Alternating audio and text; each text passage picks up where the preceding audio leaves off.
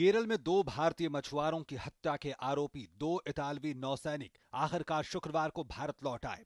इसके साथ ही दोनों देशों के बीच पिछले कई दिनों से जारी कूटनीतिक विवाद का भी पटाक्षेप हो गया।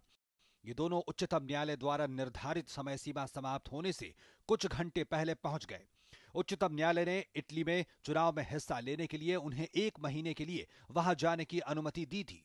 बाद में इटली ने कहा था कि मरीन वापस भारत नहीं जाएंगे, लेकिन उच्चतम न्यायालय के कठोर रुख और इतालवी राजदूत के देश छोड़कर जाने पर रोक लगाने के बाद इटली ने अपनी चिंताओं पर आश्वासन मिलने के उपरांत इन्हें वापस भेजने का फैसला किया। I think it's good that we were able to resolve what was becoming a crisis, and it could have had unfortunate implications. I think it's good that it's now over, despite all the pressure, public pressure they have, that the word had to be kept, and that's why they're back. But they had concerns. These are concerns that I've heard from other European heads of government and foreign ministers. And I think every time we try for extradition, these are sort of concerns that come up, particularly about death sentence. Italy के विदेश उपमंत्री Stephen D मिस्तुरा ने नई दिल्ली में कहा कि अपने नौसैनिकों को भारत नहीं भेजने की घोषणा के पीछे कारण थी मौत की सजा को लेकर इटली में व्याप्त चिंता। We do believe that the word of an Italian diplomat, like the word of any diplomat or official from India or from any country, is sacred. But the law regarding the death penalty was so strict that we had to obtain guarantees.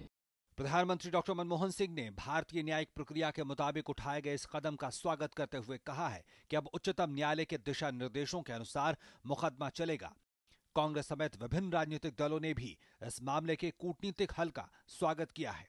हमारी सदा से ये कोशिश रही है कि जो उच्चतम न्यायालय है उसके फैसलों का पालन हो।